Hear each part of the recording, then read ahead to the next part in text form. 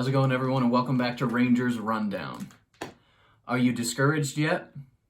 Because I sure am. Tonight was not easy to sit through. I'll tell you that much. Chytil is going to be out for 4 to 6 weeks with an undisclosed injury. He had a nasty collision in the previous game, and he's going to be out for over a month. And we saw tonight the repercussions of missing Chytil from the lineup.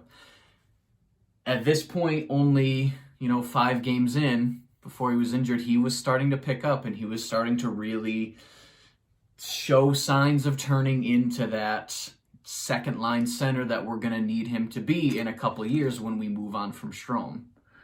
And now he's gone. So the lines are juggled even more. Georgiev was in net tonight. The lineups: Kreider, Zibanejad, Buchnevich were reunited on that first line. Panarin, Strome, and Di Giuseppe on that second line. So Di Giuseppe moves up to the second line. Lafreniere, Howden, and Kakko. Howden moves up to the third line to fill in for Chytil.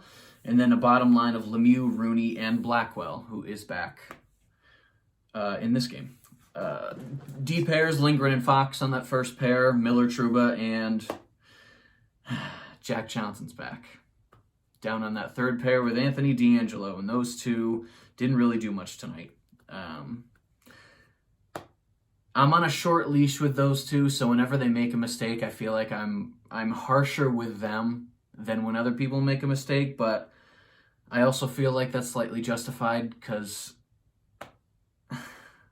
when you haven't played well, your mistakes are more glaring, and those two are just... God.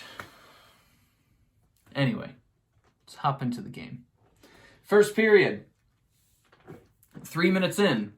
Not much happening, but then Rangers get a good shift from their fourth line, and I thought that was good because with Chytil out of the lineup, they're going to need every single line to generate offense if they have any shot of winning a game.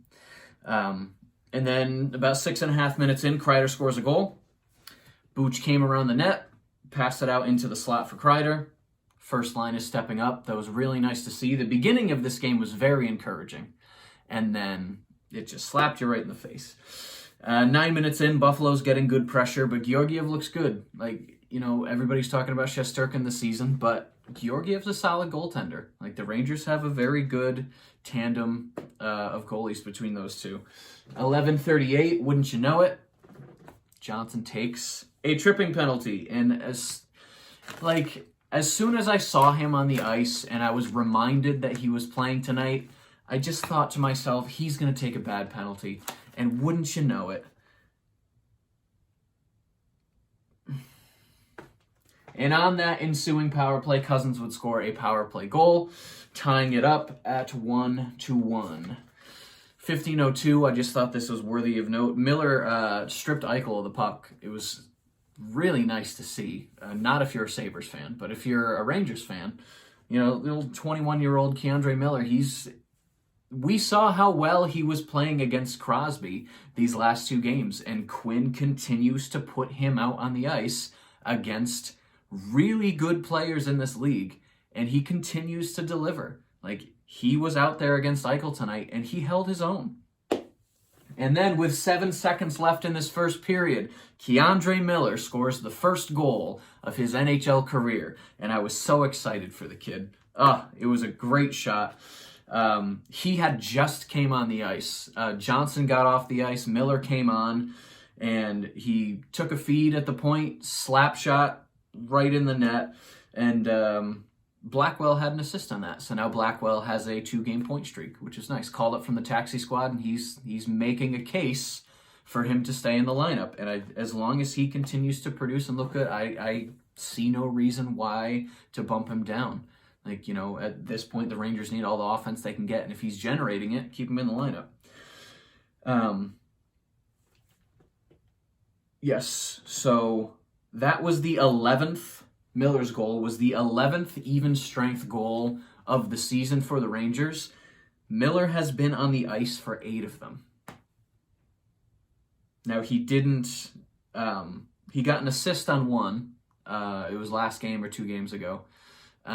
So this goal is his second point of the season. but he's been on the ice contributing 8 of the 11 times the Rangers have scored at even strength this season so far. So get him out there as much as possible. So we go into the first intermission up 2-1, and I'm feeling pretty good. How often do the Rangers have a lead this season? So, we're savoring the flavor, so to speak. Beginning of the second period, Kakko is looking confident even on this new line. He's pressuring for the puck. The forecheck at the beginning of the second period wasn't bad, and then it just got really bad. This second period was god-awful for the Rangers, offensively and defensively. 4:01, Buffalo takes a too-many-men penalty, and just as the Rangers' power play expires, Reeder scores a goal. He was 3 seconds away from getting a shorthanded goal, but he was too late. The puck got past Trouba in the offensive zone. Reeder zips by him, and wouldn't you know it, D'Angelo's out of position because, why would he play good defense? It's not like he's a defenseman or anything. He's at a position which just gives Reeder a breakaway, and he puts it in behind Georgiev, and this team cannot hold a lead to save their life. Like, in order for this team to win a game, they need to be up with 4 goals. So that way, when they inevitably let in 2 or 3 goals, they have enough insurance to actually win. The only win the Rangers had this season is when they won 5-0. So if the other team scores a goal, Rangers are probably going to lose. Shutting out the other team is the only way they're going to win this season. So we'll see. 7:18, Miller takes a cross-checking penalty. I thought it was a little light, but that's okay.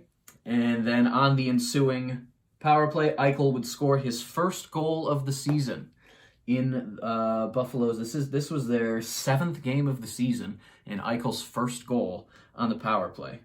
So Buffalo is now up 3-2. They take the lead with that power play goal.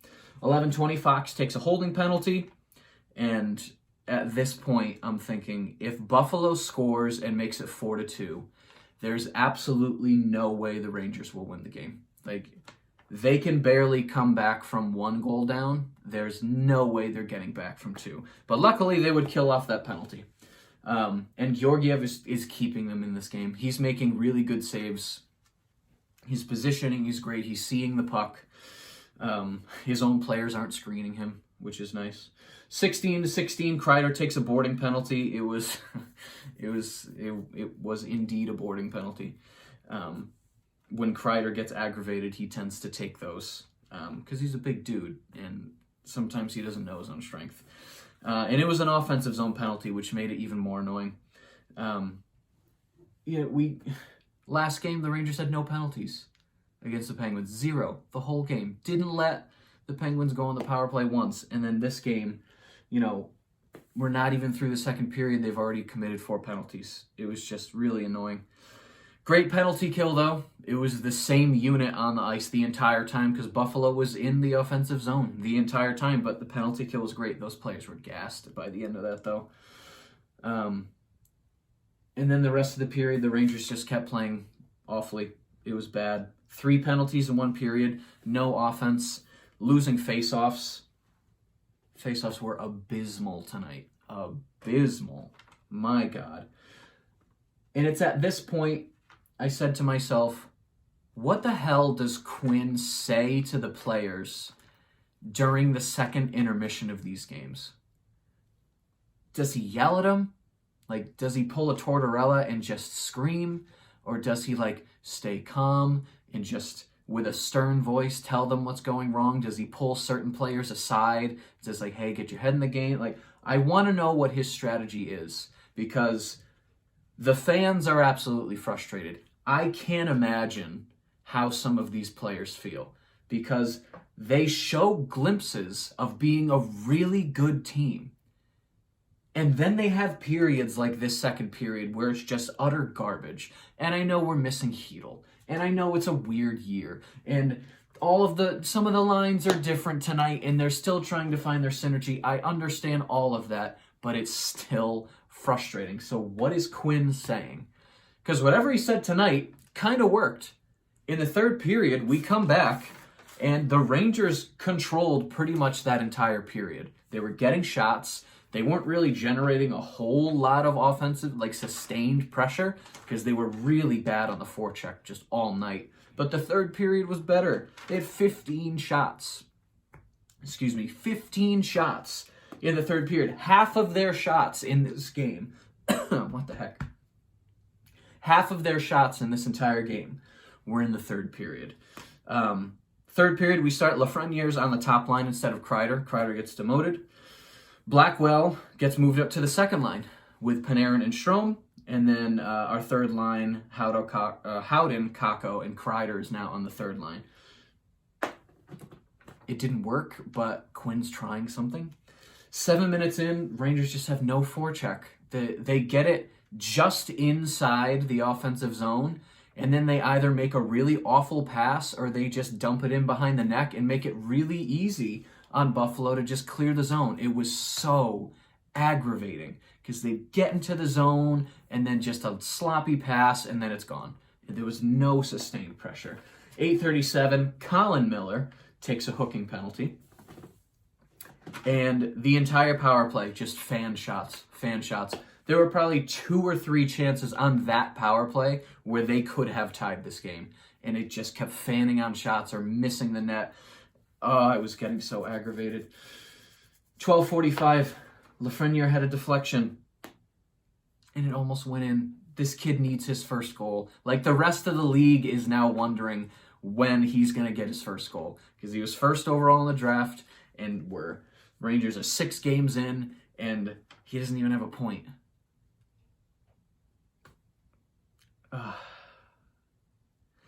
Kakko had an open net, but Kreider's pass was too far in front. If Kreider hit Kakko's tape, the game would have been tied. He had an open net. Kreider just missed the pass. 18:04, Georgiev is pulled with about 2 minutes left in the game. And then shortly after that, Hall would take a boarding penalty. And this was indeed a boarding penalty. It was against Miller. Hit him in the back. He went head first into the boards. So definitely a boarding penalty. Hall goes to the box. Rangers take a timeout, try and figure out what they're going to do, because now it's a 6-on-4. They pull the goalie, and they're on a power play. 6-on-4. They didn't let up an empty net goal, which was nice. They were pretty much in the offensive zone for the last minute and a half of this game, trying their darndest to score. And they almost did a couple times. They were throwing everything at the net, trying deflections and passes, and Ullmark just shut the door. The whole Sabres team just shut the door. I mean, the Rangers didn't really make it that hard for them, but anyway, by the end of the game, shots 30-24 for the Rangers. Face-offs just over 30%. 30%. It was so easy for the Sabres to win face-offs and then just clear the zone. It was so easy. This number needs to get way better. If the Rangers practice tomorrow, they should just do face-off drills the entire time with their centers. It was so bad. 0 for 3 on the power play. Hits 24-17 in favor of the Rangers. Blocks 8-6 in favor of the Rangers. This is their 4th straight 1-goal loss. And that's why this is so discouraging. Because if they were getting blown out every night, yeah, it would suck. But at least there wouldn't be any hope that you're clinging on to. If the Rangers get blown out like 5-1, 5-2 every night, then it's like, yeah, they're getting blown out and you don't have anything to hold on to. But in a game like this, 4 games in a row, we go into the third period and the end of the game and we're holding on to that hope. Maybe they'll tie it up, and then they don't, and it's getting old. It's getting old. Losing Heel hurts a lot.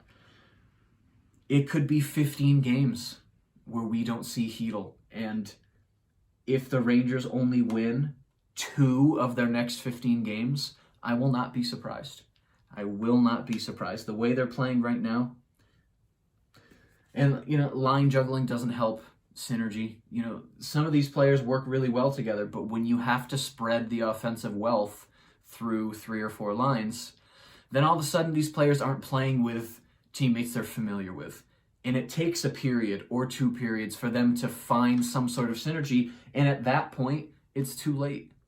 Because when you play from behind, the Rangers are not a good team when they're playing from behind. They need to play with a lead, a big lead. Otherwise, they're going to lose. The trivia question tonight, who is the first Hobey Baker winner to play for the Rangers? Jack Eichel was the example they used. He won the Hobey Baker under the tutelage of Coach Quinn when they were in Boston together. So who was the first Hobey Baker winner to play for the Rangers? I'll give you a second. I didn't know the answer to this. And it was in 1983-84. It was George McPhee. So if you got that right, you are smarter than I am. Next game is Thursday, again at Buffalo. Maybe something will change, but at this point I'm getting pretty jaded, so we'll see what happens. If you enjoyed this video and you'd like to see more videos like it, be sure to hit the subscribe button. Thank you so much for watching, and I will see you in the next rundown.